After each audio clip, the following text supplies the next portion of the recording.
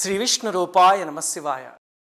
అరుణాచలంలో గిరి ప్రదక్షిణం ఎలా చేయాలి, గిరి ప్రదక్షిణం చేసేటప్పుడు చూడవలసిన విశేషాలు ఏమిటి, అవన్నీ వీడియోలో చెప్తా. ఇది ఎంతో కాలం రీసెర్చ్ చేసిన వీడియో, అందుకని ఇది 1 గంట సేపు పడుతుంది.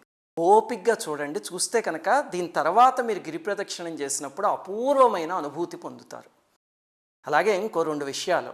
ఈ వీడియో కింద డిస్క్రిప్షన్లో ఇప్పుడు నేను చెప్పబోయే దాని తాలూకు మ్యాప్ ఉంది. ఆ మ్యాప్ పక్కన పెట్టుకుంటే తప్ప మీకు ఇది అర్థం కాదు.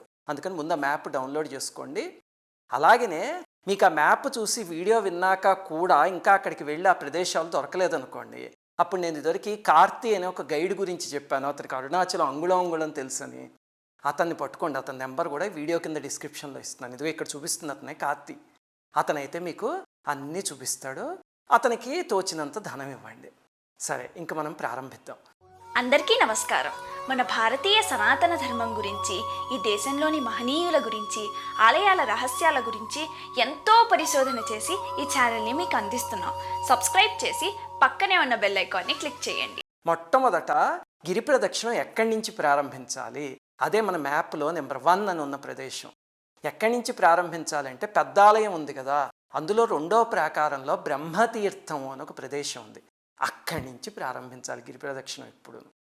అందుకని మీరు పెద్ద ఆలయంలోకి వెళ్తూ ఉంటే పెద్ద గోపురం ఉంటుంది కదా అరుణాచలంలో, ఆ గోపురం కిందే శక్తి గణపతి అని గణపతి ఉన్నాడు. చాలా మహిమాన్వితమైన దైవం. మొట్టమొదట ఆయనకి నమస్కారం చేసుకుని అప్పుడు పెద్ద ఆలయంలోకి వెళ్ళండి. వెళ్ళి 2వ ప్రాకారంలో బ్రహ్మతీర్థం దగ్గర కొంచెం నీళ్లు తల మీద చల్లుకొని, కుదిరితే స్నానం చేయండి, చాలా మంచిది ఆ తీర్థం. లేకపోతే కనీసం తల మీద చల్లుకుని ఆ ఎదురుగుండా బ్రహ్మలింగం ఉంది, ఆ బ్రహ్మతీర్థం ఎదురుగుండా ఆలయంలో ఉంటుంది. అక్కడ నమస్కారం చేసుకుని అక్కడి నుంచి మీకు గిరి కనిపిస్తుంది. నమస్కారం చేసుకుని అప్పుడు ప్రారంభించండి గిరి ప్రదక్షిణం. అక్కడ నమస్కారం చేస్తే ప్రయోజనం ఏమిటి అంటే, అసత్యం ఆడినా సరే, లేకపోతే ఇచ్చిన మాట తప్పినా, కొన్నిసార్లు మనం మొక్కుని తీర్చలేకపోతాం కదా, వాటన్నిటి వల్ల వచ్చే కష్టాలన్నిటిని, ఆ దోషాలని ఆ దర్శనం తీసి పారేస్తుంది. అందుకని అది చేసి ఆ ఫస్ట్ పాయింట్ చూసి అప్పుడు బయటకు వచ్చి గిరి ప్రదక్షిణం ప్రారంభించండి. ఇప్పుడు మనం సెకండ్ పాయింట్కి వెళ్దాం. వెళ్ళే ముందు ఒక ముఖ్యమైన విషయం. మొత్తం ఎన్ని పాయింట్స్ ఉన్నాయండి గిరి చుట్టూ? గిరి చుట్టూ బోలెడు ఆలయాలు, బోలెడు తీర్థాలు ఉన్నాయి. కానీ అన్నిటికన్నా ముఖ్యమైనవి 44 ఉన్నాయి. ఏమిటి 44 అనే సంఖ్యకి ప్రాముఖ్యత అంటే, జాగ్రత్తగా వినండి. ఇది అరుణగిరి ఒక శ్రీచక్రం ఆకారంలో ఉంది. అది కావ్యకంఠ గణపతి ముని లాంటి మహనీయులు ఎంతోమంది తపస్సు చేసి వాళ్ళు చెప్పారు కూడాను. అలాగనే మీరు గూగుల్ మ్యాప్స్లోకి వెళ్ళి కొంచెం 3Dలోకి మార్చి ఆలయం వైపు నుంచి చూసారంటే, ఇదిగో ఇక్కడ చూపిస్తున్నట్టు మీకు అచ్చం శ్రీచక్రం ఆకారంలో కనిపిస్తుంది. శ్రీచక్రంలో 44 ఎనర్జీ పాయింట్స్ ఉన్నాయి, తెలుసు కదా మనకి. చతుర్భి శ్రీకంఠే శివయువతిభి పంచభిరపి అనే శ్లోకంలో చతుశ్చత్వారింశత్ వసుదళ కళా శ్రేత్రివిలయ త్రిరేఖాభిస్సార్థం తవ శరణకోణా పరిణతా అంటారు. ఆ చతుశ్చత్వారింశత్ అంటే 44. ఆ శ్రీచక్రంలో 44 ఎనర్జీ పాయింట్స్ ఎలా ఉన్నాయో, అలాగే గిరి చుట్టూ కూడా సరిగ్గా 44 పాయింట్స్ ఉన్నాయి. ఆ 44 పాయింట్స్ని చూసుకుంటూ మనం గిరి ప్రదక్షిణం చేయగలిగితే అప్పుడు అద్భుతమైన ఫలితం లభిస్తుంది. అందులో మొట్టమొదటిది ఆ బ్రహ్మతీర్థం, మీకు ఇప్పుడే చెప్పాను కదా. ఇంకా అక్కడి నుంచి మనం మన 2వ పాయింట్కి వెళ్దాం. ఆ 2వ పాయింటే ఇంద్రలింగం అని మీ మ్యాప్లో ఉంది చూడండి. ఇది పెద్ద ఆలయం నుంచి కార్ స్ట్రీట్ అని ఉంటుంది, ఎవరిని అడిగినా చెప్తారో. అక్కడికి వెళ్తూ ఉంటే షాపుల మధ్యలో ఉంటుంది. అందువల్ల ఇది పట్టుకోవడం కొంచెం కష్టం. ఎవరినైనా అడిగితే ఎక్కడుంది ఇంద్రలింగం అని చూపిస్తారు. చాలా ఫేమస్ ఇది, కానీ షాపుల మధ్యలో ఉండడం వల్ల తెలియదు. ఈ లింగం దేవేంద్రుడు ప్రతిష్ఠించింది. ఆయన ఇక్కడ ప్రతిష్ఠించడం ఏమిటండి అంటే, పరమేశ్వరుడు ఇక్కడ లింగాకారంలో కొండ రూపంలో వెలిసాడు కదా. ఆ తర్వాత దేవతాశక్తులన్నీ కూడా వచ్చి అయితే తాము చుట్టూ వెలిసారు, లేకపోతే వాళ్ళ శక్తితో లింగాల్ని కానీ తీర్థాలని కానీ అక్కడ వెలయింపజేశారు. అందుకని ఆ లింగాలని, ఆ తీర్థాలని, ఆ దేవతాశక్తుల్ని అన్నిటిని చూడగలిగితే అప్పుడు అమితమైన ప్రయోజనం వస్తుంది మనకి. ఇప్పుడు ఈ ఇంద్రలింగానికి శుక్రుడు, సూర్యుడు అధిదేవతలు. అందువల్ల ఉద్యోగపరంగా మీకు ఆ దర్శనం చేసుకుని ఆ లింగాన్ని సేవించుకుంటే అత్యున్నతమైన స్థానాన్ని ఇస్తుంది, అలాగే దీర్ఘాయువుని కూడా ఇస్తుంది అని పురాణంలో చెప్పారు. అందుకని సెకండ్ పాయింట్ ఇంద్రలింగం చూడండి. ఇక్కడి నుంచి థర్డ్ పాయింట్ అగ్నిలింగానికి వెళ్ళేలోపు మీకు ఒక ముఖ్యమైన విషయం ఏమిటంటే, ఇంద్రలింగం పక్క సందులో మీరు ఒక 200 మీటర్స్ వెళ్ళారనుకోండి, అక్కడ మీకు ఇంద్ర పుష్కరిణి అని ఒక ప్రదేశం ఉంది. దాని పక్కనే అరుణగిరినాథర్ ఆలయం అని ఒకటి ఉంటుందని ఎదురుగుండాను. మీకు గతంలో నేను చెప్పాను, అరుణాచలంలో 3 ఆలయాల్ని ఒకే రోజు దర్శించగలిగితే అపారమైన ఫలితము అని. అందులో ఒకటి ఆ అరుణగిరినాథర్ ఆలయం. కానీ అవి గిరి ప్రదక్షిణం అప్పుడు పెట్టుకోకండి, ఎందుకంటే గిరి ప్రదక్షిణం పాత్రలోంచి అది కొంచెం డీవియేషన్. అందుకని తర్వాత ఎప్పుడైనా వెళ్ళి అవి దర్శించుకోండి. సరే, మనం 3వ పాయింట్కి వెళ్తే ఆ పాయింట్నే అగ్నిలింగము అని పిలుస్తారు. ఈ లింగం విచిత్రం ఏమిటంటే, మిగతా అష్టలింగాలు మొత్తం అరుణగిరి చుట్టూ 8 శివలింగాలు ఉన్నాయి, అష్టదిక్పాలకులు పెట్టినవి. ఆ 8 లింగాల్లో 7 రోడ్డుకి ఎడం పక్కన ఉంటే, ఇది ఒక్కటి మాత్రం రోడ్డుకి కుడివైపు ఉంటుంది విచిత్రంగా. ఇది ఒక సందులో ఉంటుంది, మీకు ఆర్చి కనిపిస్తుంది, చూసే సందులోకి వెళ్తే అక్కడ అగ్నిలింగం ఉంది. ఆ క్షేత్రానికి చంద్రుడు అధిపతి. అక్కడ కానీ స్వామిని సేవించుకుంటే ఆపత్ సమయాల్లో మార్గనిర్దేశం చేసి ఆ ప్రమాదం నుంచి కాపాడగలదు ఆ లింగం. ఆ రోడ్డు మీదే మీకు అగ్ని పుష్కరిణి అని చాలా పెద్దది కనిపిస్తుంది, అది కూడా స్నానం చేయతగ్గది. ఈ దిక్పాలక లింగాలన్నిటి దగ్గర ఒక్కొక్క పుష్కరిణి ఉంది, చాలా పవిత్రమైనది. లేకపోతే కనీసం తల మీద నీళ్లు చల్లుకోండి. ఇప్పుడు అగ్నిలింగం అయిపోయాక మనం పాయింట్కి వెళ్దాం. వెళ్లే ముందు ఒక ముఖ్యమైన విషయం ఏమిటంటే, ఈ అగ్నిలింగం నుంచి మీరు ఒక 1/2 కిలోమీటర్ 1 కిలోమీటర్ లోపలికి వెళ్ళారనుకోండి, అక్కడ పాండవ తీర్థం అని ఒక ప్రదేశం ఉంది, అద్భుతమైన ప్రదేశం అసలు.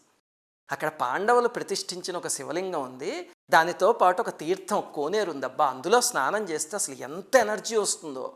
రమణ మహర్షి మొట్టమొదట్లో అందులో ఈత కొట్టేవారట, చాలా శక్తివంతమైనది. కాకపోతే ఏమిటంటే అక్కడికి వెళ్ళేటప్పుడు మాత్రం కొంతమంది గ్రూప్తో వెళ్ళండి, కానీ గిరి ప్రదక్షిణ అప్పుడు వద్దు, ఇంకొకసారి వెళ్దురు అక్కడికి. ఇప్పుడు అగ్నిలింగం అయిపోయాక మనం మన ప్రదక్షిణ మార్గంలో 4వ పాయింట్ దగ్గరికి వెళ్దాం. ఆ 4వ పాయింట్ ఏమిటి అంటే, ఈ అగ్నిలింగం దిగించి కొంచెం ముందుకు వెళ్ళారంటే మీరు శేషాద్రి స్వామి ఆశ్రమం అని వస్తుంది కుడివైపు. చాలా మహిమాన్వితమైన ప్రదేశం. కొన్ని ప్రదేశాలు శక్తివంతమైన వాటిని తర్వాత శేషాద్రి స్వామి, రమణ మహర్షి ఇలాంటి మహనీయులు వచ్చి ఆ శక్తిని ఇంకా యాక్టివేట్ చేశారు. అలాంటి పాయింట్ అది, తప్పకుండా చూడాల్సింది. అది మన 4వ పాయింట్. ఇంతకీ శేషాద్రి స్వామి ఎవరండి అంటే, ఈయన కామాక్షి అమ్మవారి స్వరూపంతో పుట్టిన ఆయన. కాంచీపురంలో పుట్టారు. 20 ఏళ్లకే తిరువన్నామలై వచ్చేసి ఇంక జీవితాంతం అక్కడ ఉండిపోయారు. ఆయన అవధూత స్వరూపంలో ఉండేవారు. తెలియని వాళ్ళు పిచ్చివాడని అనుకునేవారు. అవధూతల్ని గుర్తించటం చాలా కష్టం. వాళ్ళ చేష్టలు చూసి మనం పిచ్చివాళ్ళు అనుకుంటాం, వాళ్ళు అలాగే ఉండడానికి ఇష్టపడతారు. బాలోన్మత్త పిశాచవత్ అని శాస్త్రంలో వర్ణించారు కదా, అలా ఉంటారు. కానీ ఆయన లీలలు మహాద్భుతంగా ఉండేవి. మీకు ఒక ఉదాహరణ చెప్తా. ఒకసారి ఆ ప్రాంతంలో ఒక వివాహం జరుగుతోంది. ఆ ఆడపెళ్లి వాళ్ళకి శేషాద్రి స్వామి అంటే చాలా నమ్మకం. మగపెళ్లి వాళ్ళేమో ఆయన మతి భ్రమించిన వాడు, ఆయన నమ్ముతారేమిటి అనుకునేవారు. ఈ ఆడపెళ్లి వాళ్ళు ఏం చేస్తారు, ఆయన పెళ్లికి ఆహ్వానించి మీరు వచ్చి ఆ అమ్మాయిని ఆశీర్వదించాలి అన్నారు. అనేసరికి ఆ ముహూర్తం సమయానికి ఆయన వచ్చారు. ఈ లోపల అందరూ భోజనాలు కూర్చుని ఉన్నారు. ఉంటే ఈయన వచ్చి ఆ వేదిక దగ్గరికి వెళ్ళి ఆ కొత్త దంపతుల్ని నానా తిట్లు తిట్టారు. తిడితే అందరూ విచిత్రంగా చూస్తున్నారు. ఆయన ఒక పెద్ద నవ్వు నవ్వి వంటశాలలోకి వెళ్తే అప్పటికే అందరూ భోజనాలు కూర్చుని ఉన్నారు. అక్కడ సాంబారు ఒక పెద్ద గుండిగతో చేశారు. చేస్తే ఈయన వెళ్ళి ఆ వేడి గుండిగను ఒక తోపు తోసి అదంతా కింద పడిపోయాక నవ్వుకుంటూ బయటికి వెళ్ళిపోయారు. అంతా మగపెళ్లి వాళ్ళు అన్నారు, చూడండి మేము చెప్పాం కదా ఆయన మతి భ్రమించిన చేష్టలు అవన్నీ, ఎందుకు అలాంటి ఆయన పిలిచారు అని. వీళ్ళకి భక్తి, నమస్కారం పెట్టుకుని ఆయన ఎందుకు చేస్తారో సరే మళ్ళీ చేద్దాం సాంబార్ అని చూస్తే అందులో ఒక పెద్ద నాగుపాము పడి కుత ఉడికిపోయి ఆ సాంబారు మొత్తం విషమయం అయిపోయింది. తింటే ఎంతమంది చనిపోయి ఉండేవారు. మహాత్ముల చేష్టలు అలా ఉంటాయి. అంతటి మహనీయుడు శేషాద్రి స్వామి. ఆయన గురించి మీకు ఒక ప్రత్యేకమైన వీడియోలో చెప్తా, కానీ ఇంతకీ ఆయన సమాధి ఎక్కడుంది, అది రమణ మహర్షి దగ్గరుండి కట్టించారు, అది చూడండి. అలాగే శేషాద్రి స్వామి ఆశ్రమంలోనే వెనక వైపుకు వెళ్తే మీకు జటస్వామి అని ఒక మహనీయుడి సమాధి కనిపిస్తుంది, ఇది ఇక్కడ చూపిస్తున్నది. ఆ సమాధి కూడా దర్శించుకోండి, ఎందుకంటే ఆయన గురించి మీకు తర్వాత చెప్పబోతున్నాను. అక్కడి నుంచి కానీ మీరు గిరిని చూస్తే కనుక తేజోముఖ దర్శనం అంటారు. గిరి అలా కనిపిస్తుంది.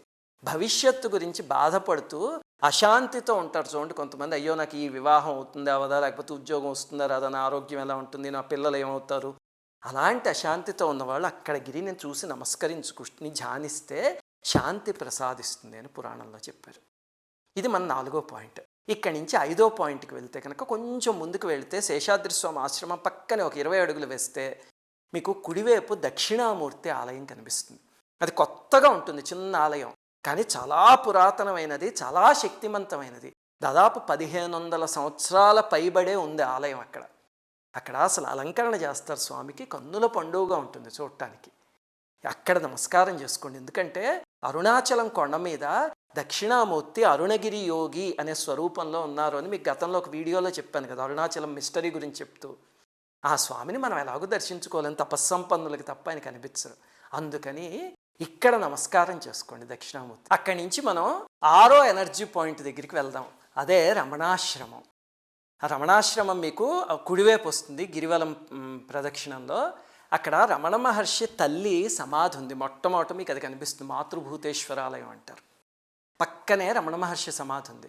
అక్కడ ఒక్కసారి నమస్కారం చేసుకోండి. రమణాశ్రమంలో చూడవలసిన ప్రదేశాలు చాలా ఉన్నాయి, అందుకని దాని గురించి వేరే ఒక వీడియోలో చెప్తాను. అదంతా మీరు గిరి ప్రదక్షిణం చేసినప్పుడు చూస్తే ఒక గంట సేపు పడుతుంది.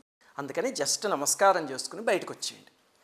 అక్కడి నుంచి 7వది రమణాశ్రమం ఎదురుగుండా ఉన్న వినాయకుడి ఆలయం. అది ఇదిగో ఈ బొమ్మలో చూపిస్తున్నట్టు ఒక గ్రిల్ ఉండి ఒక మండపంలా ఉంటుంది. అందులో మీనాక్షిదేవి, సుందరేశ్వరుడు, వినాయకుడు అందరూ ఉన్నారు. మీ గతంలో నేను ఒక వీడియోలో చెప్పా, కావ్యకంఠ గణపతి మునికి ఆయన తమ్ముడికి ఒకరోజు రాత్రి ఒక విచిత్రమైన సంఘటన జరిగి అప్పుడు పార్వతీ పరమేశ్వర్లు వృద్ధ దంపతుల రూపంలో వచ్చి ఒక చోట భోజనం పెట్టారు. ఆ తర్వాత వాళ్ళు అక్కడే అరుగు మీద పడుకున్నారని చెప్పాను. ఆ సంఘటన జరిగిన ఆలయం అదే. అంటే పార్వతీ పరమేశ్వర్ల శక్తి అక్కడ ప్రస్ఫుటంగా ఉంది. అందువల్ల ఆలయంలో నమస్కారం చేసుకుని మనం 8వ పాయింట్కి వెళ్దాం. వెళ్ళేలోపు మీకు ఒక ముఖ్యమైన విషయం ఏమిటంటే, మీరు 7వ పాయింట్ నుంచి ముందుకు వెళ్తూ ఉంటే రోడ్డుకి ఎడం పక్క పేవ్మెంట్ మీద మీకు చలంగారి సమాధి కనిపిస్తుంది. తెలుగు వాళ్ళందరికీ తెలుసు కదా, చలం అనే ఆయన గుడిపాటి వెంకట చలం అని చాలా గొప్ప రచయిత. కాకపోతే ఆయన నాస్తిక భావాలతో ఉండేవారు మొట్టమొదట్లోనూ. అలాగే మొట్టమొదట్లో రాసిన రచనలన్నీ కొంచెం కాంట్రవర్షియల్. ఆ తరువాత ఆయన రమణ మహర్షి దగ్గరికి వచ్చి పూర్తిగా మారిపోయి తన జీవితాన్ని స్వామి సేవకు అంకితం చేశారు. ఆ తరువాత భగవాన్ స్మృతిలోని ఒక పుస్తకం రాశారు. అబ్బా అపూర్వం అసలు. ఆ పుస్తకం యొక్క ముందు మాట చదివితేనే మనకి ఆశ్చర్యం వేస్తుంది, అంత డెప్త్ ఉంటుందన్నమాట. ఆయన సమాధి ఈ రమణాశ్రమానికి కొంచెం దూరంలో ఎడం చేతి పక్క పేవ్మెంట్ మీద ఉంది. ఇదిగో చూడొచ్చు మీరు వెళ్ళే దారిలో. అక్కడి నుంచి మనం 8th పాయింట్కి వెళ్తే అది కుడివైపు వస్తుంది. కొంచెం ముందుకు వెళ్ళాక దాన్ని ద్రౌపది గుడి అని అంటారు, లేకపోతే ధర్మరాజు ఆలయం అని పిలుస్తారు. ఇదిగో ఈ బొమ్మలో చూపిస్తుంది. ఈ ఆలయం కొంచెం పాడుబడిపోయినట్టు ఉంటుంది, అందుకని ఈ మధ్య పెద్దగా వెళ్ళనివ్వట్లేదు లోపలికి. పాండవులు ఇక్కడ శివారాధన చేశారు, శివలింగాన్ని ప్రతిష్ఠించి అని చెప్తారనమాట. ఇక్కడి నుంచి మీరు గిరిని చూశారనుకోండి, తిఢముఖ దర్శనం అని ఒక దర్శనం కనిపిస్తుంది గిరిది. అదేమిటి అంటే, ఎదురు దెబ్బల కారణంగా జీవితంలో బెదిరిపోయి ఇంకేమన్నా కొత్త పని చేయాలంటే బాబోయ్ నా వల్ల కాదు అని భయపడిపోతూ ఉంటారు చూడండి. అంటే 10 ఇంటర్వ్యూలకు వెళ్ళి 10 ఫెయిల్ అయ్యి 11వ దానికి వెళ్ళాలంటే భయం వేస్తుంది, లేకపోతే 10 పెళ్లి చూపులు చూశాక 11వది వెళ్ళాలంటే భయం వేస్తుంది. అలాంటి వాళ్ళకి మానసిక స్థిరత్వాన్ని కలిగిస్తుంది ఇక్కడి నుంచి గిరిని చూసి స్మరించగలిగితే. గిరికి ఒక్కొక్క వైపు ఒక్కొక్క ముఖం కనిపిస్తూ ఉంటుంది, అది ప్రతిదీ శక్తివంతమైనదే. అందులో ఇదొక దర్శనం అన్నమాట. ఇక్కడి నుంచి మనం 9వ పాయింట్కి వెళ్ళేలోపు మీ కుడి చేతి వైపు ఒక సింహం బొమ్మ కనిపిస్తుంది. దాన్ని సింహతీర్థం అని పిలుస్తారు. అరుణాచలంలో ఒకప్పుడు 360 తీర్థాలు ఉండేవి. ప్రతిరోజు స్నానం చేసిన ఒక తీర్థంలోనూ 1 సంవత్సరం పాటు చేయొచ్చు అంతనమాట. ఇప్పుడు కొన్ని ఎండిపోయే, కొన్ని శిథిలావస్థలోకి వచ్చేసే, కానీ సింహతీర్థం అలాంటిది ఒకటి. ఇక్కడి నుంచి మీరు ముందుకు వెళ్తే మీకు ఎడం చేతి పక్క కొంచెం దూరం వెళ్ళాక యమలింగం అని కనిపిస్తుంది. అది ఎవరిని అడిగినా చెప్తారు, గుర్తుపట్టచ్చు. చాలా శక్తివంతమైన లింగం, దిక్పాలకుల్లో 3వ లింగం. ఇది యముడి చేత పూజింపబడిన శివలింగం. ఇక్కడ ఆరాధిస్తే కనుక ప్రమాదాల బారిన పడకుండా, అకాల మృత్యువు కలుగకుండా కాపాడుతుంది. అలాగే ఈ క్షేత్రానికి మంగళుడు అధిదేవత. అందుకని ఆర్థిక బాధలు అలాంటివి ఉన్నవాళ్ళు ఉంటారు, వాళ్ళు అంగారక రుణ విమోచన స్తోత్రం అని ఉంది కదా, అది క్షేత్రంలో చదవగలిగితే అపూర్వంగా పనిచేస్తుంది. అసలే ఆ స్తోత్రం చాలా శక్తివంతమైనది. దానికి తోడి క్షేత్రానికి ఆయన అధిపతి కాబట్టి అక్కడ కూర్చుని చదవగలిగితే అద్భుతమైన ప్రయోజనం. అందుకని అక్కడికి వెళ్ళేటప్పుడు ఒక ప్రింటౌట్ తీసుకువెళ్ళి చక్కగా అక్కడ కూర్చుని అంగారక రుణ విమోచన స్తోత్రం చదువుకోండి. దాని పక్కనే యమతీర్థం అని ఒకటి ఉంది. అది ఇప్పుడు పాడుబడిపోయింది, కానీ అది కూడా చాలా శక్తివంతమైన తీర్థం. భవిష్యత్తులో ఈ తీర్థాలన్నీ మళ్ళీ పునరుద్ధరింపబడాలి, అద్భుతంగా కళకళలాడాలి అని ఆకాంక్షిద్దాం. అందుకే ఈ వీడియో చేయడం నేను. అలాగే విచిత్రంగా చూస్తే మీరు యమలింగానికి ముందే ఒక శ్మశానం చూడండి. మరి యముడు దక్షిణ దిక్పతి కదా, అందుకని శ్మశానం కూడా మెల్లిగా అక్కడే వచ్చింది. ఆ శ్మశానంలో కొంతమంది సిద్ధ పురుషుల సమాధులు ఉన్నాయి. కొన్ని మనకి బయట ఎంట్రన్స్లోనే కనిపిస్తాయి, కొన్ని లోపల ఉన్నాయి. భవిష్యత్తులో మీకు ఎక్కడైనా ఆ సమాధులన్నిటి గురించి ఒక వీడియో చేసి ఇప్పుడు చెప్తాను, కానీ ప్రస్తుతానికి బయట నుంచి నమస్కారం చేసుకోండి. అక్కడి నుంచి మన 10వ పాయింట్ యమలింగం అవ్వగానే రోడ్డునే ఎడం పక్కన వస్తుంది. అదేమిటి అంటే ఒక మండపంలో పృథ్వీ నంది అని ఉంటుంది. ఆ నంది దగ్గర నమస్కారం చేసుకుని ఒక దీపం పెట్టండి. కుదిరితే కనుక వెళ్ళేటప్పుడు ఒక దీపం పట్టుకెళ్ళగలిగితే ఆ పృథ్వీనంది దగ్గర పెట్టుకోవచ్చు. అరుణాచలం గిరి చుట్టూ 8 లింగాలు ఉన్నాయి. అది ప్రతి వాళ్ళకి తెలుసుంది, నేనేం చెప్పక్కర్లే. కానీ 8 నందులు కూడా ఉన్నాయి, చాలా శక్తివంతమైన నందులు. ఇవి చాలామందికి తెలియవు. కొన్ని నందులు అయితే అసలు కాలగర్భంలో కలిసిపోయి మళ్ళీ తర్వాత పెట్టారు, కొన్ని మనకి కనిపించవు కూడా. అందులో ఈ నంది ఒకటి, పృథ్వీ నంది, మొట్టమొదటి నంది అనమాట. అందుకని ఆ నంది దగ్గర నమస్కారం చేసుకోండి. అక్కడి నుంచి మీరు ఇంకొంచెం ముందుకు వెళ్తే రోడ్డు ఇలా 2 కింద చీలిపోతుంది. ఒక రోడ్డు ఏమో బెంగళూరు వైపు వెళ్తుంది, ఒక రోడ్డు గిరి ప్రదక్షిణం వైపుకి వెళ్తుంది. సరిగ్గా జంక్షన్లో పేవ్మెంట్ మీద ఒక గణపతి ఆలయం ఉంది. ఆయన్ని వాలమూరి గణపతి అని పిలుస్తారు. అంటే తొండం కుడివైపుకి తిరుగున్న గణపతి అనమాట. చాలా అరుదుగా ఉంటాయి కదా అలాంటివి. అలాంటి ఆయన క్షిప్రప్రసాది, అంటే కోరుకున్న కోరికల్ని వెంటనే తీర్చే గణపతి. ఆ గణపతి దర్శనం చేసుకుంటే అదృష్టం వరిస్తుంది తొందరలోనూ అని చెప్పి పురాణంలో చెప్పారు. ఇవన్నీ అదృష్టాలు వరిస్తాయా వరించవా, ఇచ్చేస్తుంది అది చేయడమా కాకుండా భగవంతుడు అనుగ్రహం మన మీద పడాలి అనుకుని దర్శనాలన్నీ చేయండి. చేస్తే అనుగ్రహం పడితే ఇవన్నీ ఎలాగో వస్తాయి మంచి. అప్పుడు గిరివలం పాత్లోకి మీరు వెళ్ళి మళ్ళీ అలా ముందుకు వెళ్తూ ఉంటే కొంచెం దూరం వెళ్ళాక మీకు ఎడం పక్క మన 12వ పాయింట్ వస్తుంది. అది దూర్వాస మహర్షి ఆశ్రమం. ఈ గిరివలం పాత్లో 3 మహర్షుల ఆశ్రమాలు ఉన్నాయి. అందులో ఇది మొట్టమొదటిది అనమాట. చాలా శక్తివంతమైన స్పాట్స్ 3 కూడా. అందులో ఈ ఆలయంలో దూర్వాస మహర్షి చక్కగా ప్రసన్నంగా వరద అభయ హస్తాలతో ఉంటారు. ఆయన్ని కుంతీదేవి ప్రతిష్ఠించింది అని చెప్తారు. ఎందుకంటే కుంతీదేవి కన్నా ఇంకెవరు దూర్వాసుడు అనుగ్రహం పొందిన వాళ్ళు లేరు. మిగతా వాళ్ళందరూ ఆయన ఆగ్రహానికి గురైన వాళ్ళే, అంతే కదా. ఆ తల్లి ప్రతిష్ఠించిందట. అక్కడ ఒక వేప చెట్టు ఉండి దానికి పసుపు దారాలు కడుతూ ఉంటారు అందరూ. ఎందుకంటే అలా చేస్తే కనుక సంతానం లేని వాళ్ళకి సంతానం కలుగుతుంది. అలాగే అక్కడ రాళ్ళు కానీ పేరిస్తే కనుక ఈ ఇంటి యోగం కలిగి ఇల్లు కట్టుకుంటారు, గృహయోగం కలిగి అని చెప్తారు చాలామంది. దాని గురించి నేను మీకు ఇంకొక ఎపిసోడ్లో చాలా డీటెయిల్గా చెప్పాను ఇంతకు ముందే, అది చూడండి. ఆ దూర్వాస ఆశ్రమంలో నమస్కారం చేసుకుని అక్కడి నుంచి ముందుకు వెళితే మన 13th పాయింట్ మీకు రోడ్డుకి కుడివైపు వస్తుంది. దాన్ని కాట్టు శివ ఆశ్రమం అంటారు. కానీ అక్కడికి మనం వెళ్ళలేము, అది ఫారెస్ట్ డిపార్ట్మెంట్ పర్మిషన్ కావాలి అక్కడికి వెళ్ళాలంటే, ప్లస్ ఒక గైడ్ ఉండాలి, లేకపోతే లోపలికి వెళ్ళి అడవిలోకి తప్పిపోతారు. అందుకని ఎవరు వెళ్ళకండి. రోడ్డు మీద నుంచి ఆయన తలుచుకుని నమస్కారం చేసుకోండి. ఇంతకీ కాట్టు శివ అనే ఆయన, కాడు అంటే అడవి కదా, అడవిలో ఉండే శివ అనే ఒక సిద్ధ పురుషుడు రమణ మహర్షికి కాంటెంపరీ. ఆయన ఆ లోపల ఆయన తపస్సు చేసిన ఒక గుహ, అలాగే పాడుబడిపోయిన ఆయన మఠము, అలాగే అక్కడ ఆయన సమాధి, అవన్నీ ఉన్నాయి. చాలా విచిత్రమైన, చాలా మార్మికమైన ప్రదేశం. ఇప్పటికి కూడా సిద్ధ పురుషులు పెద్ద పెద్ద సర్పాల రూపంలో వచ్చి ఆ గుహలో తపస్సు చేసుకుంటూ ఉంటారు. గుహలో చూస్తే పెద్ద పెద్ద కుబుసాలు ఎన్ని కనిపిస్తాయో. కానీ ఆ ప్రదేశానికి మనం వెళ్ళకూడదు, అది ఫారెస్ట్ డిపార్ట్మెంట్ పర్మిషన్ ఇస్తేనే వెళ్ళాలి.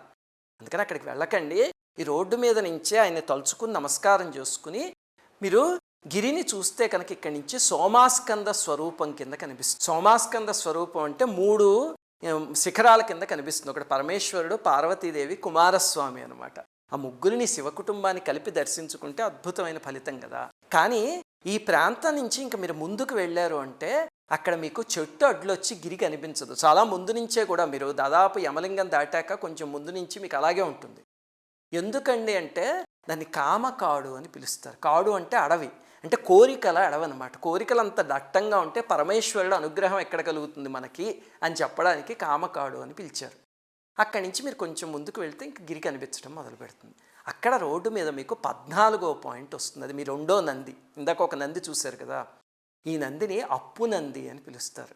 అంటే జల సంబంధమైన నంది. పంచభూతాలకే 5 నందులు ఉన్నాయి ఇక్కడ, అందులో ఇది జల సంబంధమైనది అనమాట. ఈ నంది కొమ్ముల గుండా చూస్తే గిరిని మిత్రచారు దర్శనం అని పిలుస్తారు. అదేమిటి అంటే పోగొట్టుకున్న ఆస్తులు కానీ, వస్తువులు కానీ, ధనం కానీ, లేకపోతే స్నేహితులు, బంధువులు కానీ ఉంటారు, వాళ్ళ రిలేషన్షిప్స్ పోయి అలాంటివి, అలాంటి మానవ సంబంధాలన్నింటినీ వృద్ధి చేస్తుంది. అలాగే ఆ వస్తువులన్నింటికి దర్శన ప్రాప్తి కలగజేస్తుంది మళ్ళీను అని చెప్తారనమాట. అక్కడ ఆ నందిని చూసుకుని, ఆ గిరిని చూసుకుని ఇంకొంచెం ముందుకు వెళ్తే మీకు 3వ నంది కూడా వెంటనే వచ్చేస్తుంది పేవ్మెంట్ మీద. దాన్ని తేయు నంది అని పిలుస్తారు. చిన్న మండపంలో ఉంటుంది. ఆ నంది దగ్గర నుంచి మీరు చూస్తే గిరి చతుర్ముఖ దర్శనము అని ఇస్తుంది అనమాట. అదేమిటి అంటే చతుర్ముఖుడు అంటే బ్రహ్మగారు కదా. బ్రహ్మగారు జీవుల సృష్టికి కావాల్సిన జ్ఞానాన్ని అక్కడ తపస్సు చేసి పొందారట. అందుకని అక్కడి నుంచి చూస్తే కనుక చతుర్ముఖ దర్శనం ఇస్తుంది అనమాట. మనం కొన్నిసార్లు ఏదైనా జ్ఞానం సంపాదించుకుందాం అనుకుంటే డీవియేట్ అయిపోతూ ఉంటాం. చూడండి, ఇప్పుడు పిల్లలు చదువుకుందాం అంటే ఏదో గేమింగ్లో పడిపోతారు. మనం ఏదో ధ్యానం చేద్దాము అంటే ఏదో నీచమైన ఆలోచనలు వచ్చి అటుపక్కకి వెళ్ళిపోతాం. అలాంటి వాళ్ళందరూ అక్కడ కూర్చుని కాసేపు ధ్యానం చేసుకోగలిగితే కనుక ఆ చెడు ఆలోచనలు, డీవియేషన్లు లేకుండా మనం కోరుకున్న జ్ఞానాన్ని మనకి ప్రసాదించే శక్తివంతమైన ఎనర్జీ స్పాట్. అది మన 15th స్పాట్. చూడండి ఎంత అద్భుతమైన ప్రదేశాలు ఉన్నాయో గిరి చుట్టూ. మనకి ఇవన్నీ తెలియక ఊరికే గిరి ప్రదక్షిణం చేసి వచ్చేస్తాం, కానీ ఇవన్నీ టచ్ చేస్తూ చేయగలిగితే అపూర్వమైన ఫలితం వస్తుంది. అక్కడి నుంచి మీరు కొంచెం ముందుకు వెళితే కుడివైపు మన 16వ ఎనర్జీ పాయింట్ ఉంది. దాన్నే శోణతీర్థం అని పిలుస్తారు. అక్కడ మీకు 2 నందులు కనిపిస్తాయి. ఒక నంది బయటికి, ఒక నంది గిరిని చూస్తున్నట్టు. ఆ పక్కనే ఒక వినాయకుడు ఆలయం ఉంది, చాలా శక్తివంతమైన ఆలయం. అది కూడా ఆయన్ని జ్యోతి వినాయకుడు అని పిలుస్తారు. రమణ మహర్షి గిరి ప్రదక్షిణం చేసేవారు కదా ప్రతిరోజును. ఆ చేసినప్పుడు ఆయన 3 చోట్ల సేద తీరేవారు. అందులో ఇది మొట్టమొదటి ప్రదేశం అనమాట, ఆయన ఫస్ట్ హాల్ట్ ఇది. అందుకే మీరు చూస్తే కనుక ఎంతో ఎనర్జీ పాయింట్ కాకపోతే ఫస్ట్ ఆఫ్ ఆల్ ఆయన కూర్చోరు. రెండోది, అంతటి మహనీయుడు కూర్చోవడం వల్ల ఆ ప్రదేశానికి ఎంత ప్రశాంతత వచ్చిందంటే, మీరు అక్కడ ఒక మండపంలో ఒక 10 నిమిషాలు కూర్చోండి, కాసేపు మెడిటేట్ చేసుకోండి, చాలా హాయిగా ఉంటుంది మీకు. అసలు ఇవన్నీ అనుభవిస్తూ గిరి ప్రదక్షిణం చేయండి, అప్పుడు మీకు అనిర్వచనీయమైన ఆనందం దొరుకుతుంది. అక్కడి నుంచి 17వ పాయింట్లోకి వెళ్ళేలోపు మీకు రోడ్డు పక్కన మారియమ్మన్ ఆలయం కనిపిస్తుంది. ఎత్తు అరుగు మీద చిన్న ఆలయం ఉంటుంది. మహామహిమాన్వితమైన తల్లి, సంతాన ప్రదాత, ఆరోగ్య ప్రదాత. గతంలో ఆ తల్లి బయట ఉండేది ఆలయం లేకుండా. ఉంటే కొంతమంది ఆలయం కట్టిద్దాము అని చూస్తే ఒక ఆయన ఎవరో చాలా పలుకుబడి అధికారం ఉన్నాయన ఆ ఆలయం కట్టకుండా ఉండేలాగా అడ్డుపెట్టారు. పెడితే అమ్మవారు చాలా విచిత్రమైన లీల చేసి ఆలయాన్ని కట్టించారు ఆ తల్లి. ఇంకా అంతకన్నా ఎక్కువ చెప్పలేను కానీ ఆ సంఘటనలో నేను. అంతటి శక్తివంతమైన ఆలయం. అందుకని మారి అమ్మవారికి కూడా నమస్కారం చేసుకుని మీరు 17వ స్పాట్కి వెళ్ళండి. మీ ఎడం పక్క నైరుతి లింగం వస్తుంది, అది మన 17వ ఎనర్జీ పాయింట్. అది చుట్టూ ఉన్న అష్టలింగాల్లో 4వది అనమాట. అది ఎవరు ప్రతిష్ఠించారు అంటే రాక్షసరాజు నిరుతి అని ఉన్నాడు, ఆయన నైరుతి దిక్కుకి అధిపతి. ఆయన ప్రతిష్ఠించిన శివలింగం. సామాన్యంగా మనకి వాస్తుకి సంబంధించిన ఏ సమస్యలు ఉన్నా అవన్నీ ఎక్కువగా నైరుతి దిక్కుకి సంబంధించే ఉంటాయి. నైరుతితో చిన్న తప్పు చేసినా సరే అధఃపాతాళానికి దింపేస్తుంది. నైరుతి దిక్కుతో జాగ్రత్తగా ఉంటే కనుక ఊర్ధ్వ దిశకి తీసుకుపోతుంది అని చెప్పి మనకి వాస్తు శాస్త్రజ్ఞులు చెప్తారు. ఆ నైరుతి దిక్కుకి అధిపతి ఆయన ప్రతిష్ఠించిన శివలింగం. ఆ క్షేత్రానికి అధిపతి ఏమో రాహువు. అలాగనే ఆ పక్కనే నైరుతి పుష్కరిణి అని ఉంది, అది అపరిశుభ్రంగా ఉంది, ఇప్పుడు సరిగ్గా లేదు. ఈ క్షేత్రంలో కానీ స్వామిని సేవించగలిగితే రాక్షస పిశాచ దుష్టగ్రహ బాధలన్నీ పోతాయి, అలాగే కీర్తి ప్రతిష్టలు వస్తాయి అని పురాణంలో చెప్పారు. ఎంత శక్తివంతమైన ప్రదేశం అంటే గణపతి ముని, కావ్యకంఠ గణపతి ముని ఇక్కడ ధ్యానం చేస్తుంటే అశరీరవాణి వినిపించి రథం అక్కడ ఆగిపోయింది, అది నువ్వు మళ్ళీ కదిపితే తప్ప కదలదు నాయన, అందుకని అక్కడికి వెళ్ళు అని అశరీరవాణి వినిపించిన ప్రదేశం. అలాగే గణపతి మునికి కూడా పచ్చయ్యమ్మన్ కోవిల్లో విచిత్రమైన శక్తులు కనిపిస్తే అప్పుడు ఆయన ఈ నైరుతి లింగం దగ్గరికి వచ్చే కూర్చుని తపస్సు చేసుకునేవారు. అలాంటి ఎనర్జీ స్పాట్ అది. మీరు ఈ అష్టలింగాలకి సంబంధించిన ఏ ఆలయంలోంచైనా బయటకు వస్తూ ఉంటే మీకు అక్కడ ఒక పెద్ద ఫోటో కనిపిస్తుంది, ఇది ఇక్కడ నేను చూపిస్తుంది. ఎవరండి ఫోటో అని అనిపించవచ్చు మనకి. ఆయన కూడా చాలా గొప్ప ఆయన పేరు మూపనార్ స్వామి అని పిలుస్తారు. ఆయన తిరునల్వేలికి చెందిన ఒక సాధువు. 1968లో ఇక్కడికి వచ్చినప్పుడు ఆయన ఇక్కడి అష్టలింగాలు చాలా దారుణమైన పరిస్థితుల్లో ఉన్నాయి. ఇప్పుడు ఆ తీర్థాలు ఎలా ఉన్నాయో లింగాలు అలా ఉండేవి గతంలో. అప్పుడు ఆయన చందాలు వసూలు చేసి అష్టలింగాల ఆలయాన్ని పునర్నిర్మించిన ఆయన. అందుకే ప్రతి అష్టలింగాల ఆలయంలోనూ మనకి ఆయన ఫోటో ఒకటి పెద్దది కనిపిస్తూ ఉంటుంది. చాలా గొప్ప ఆయన మూపనార్ స్వామి. ఇది నైరుతి లింగానికి సంబంధించిన విశేషం. ఇది అయిపోయిన తర్వాత ఇక్కడి నుంచి మన 18వ ఎనర్జీ స్పాట్కి వెళ్తే అది రోడ్డుకి కుడివైపు ఉంటుంది. నందిముఖ దర్శనం అని ఒక బోర్డు కనిపిస్తుంది మీకు.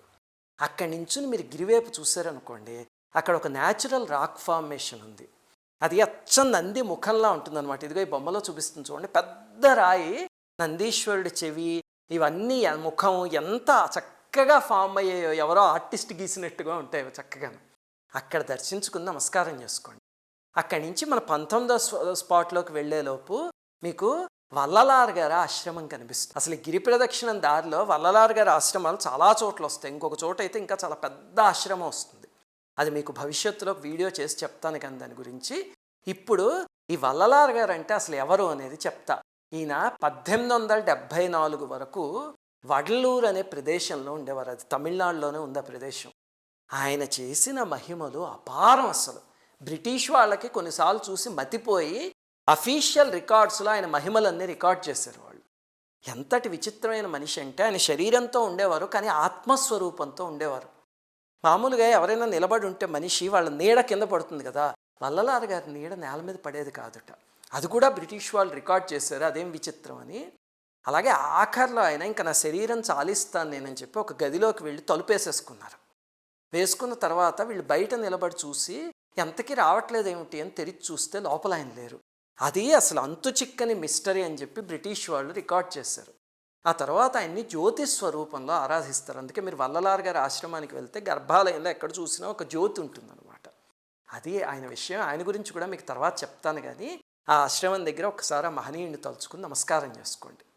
అక్కడి నుంచి ముందుకు వెళ్తే ఎడం పక్క ఎదిరినేరు అన్నామలై ఆలయం అని వస్తుంది. ఇది ఇక్కడ చూపిస్తుంది, చాలా గొప్పగా ఉంటుంది ఆలయం చూడటానికి.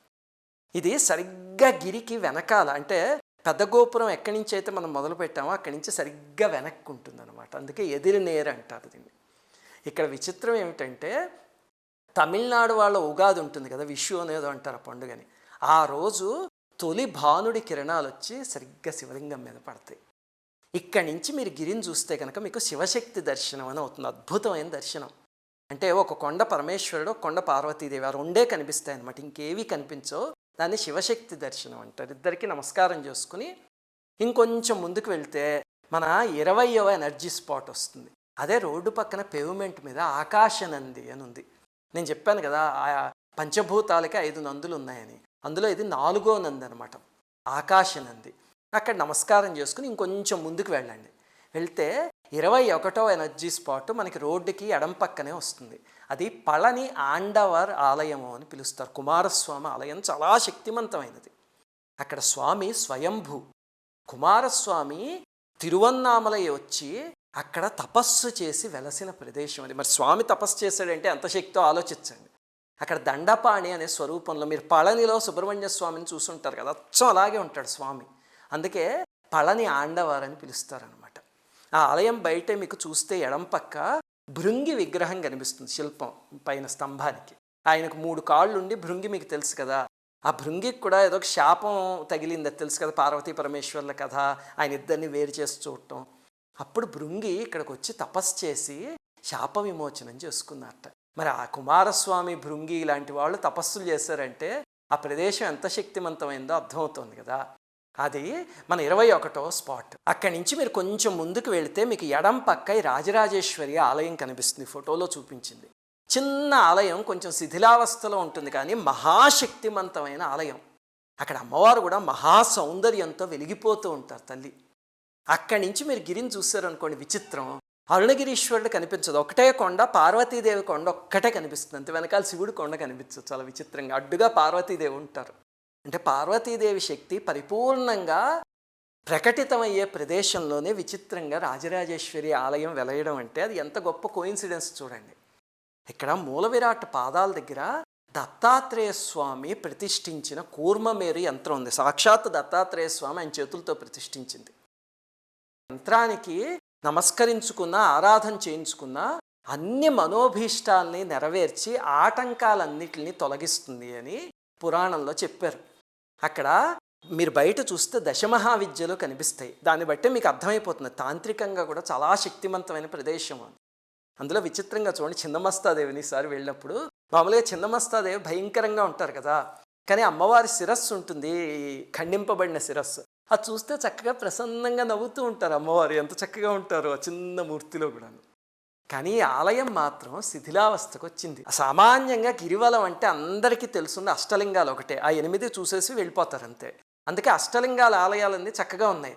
కానీ ఇలాంటి ఆలయంలోకి ఈ విశేషాలన్నీ తెలుసుకుని జనాలు వెళ్ళారనుకోండి, అప్పుడు ఆ పూజారులకి 4 డబ్బులు వస్తాయి, జీవనోపాధికి దొరుకుతుంది.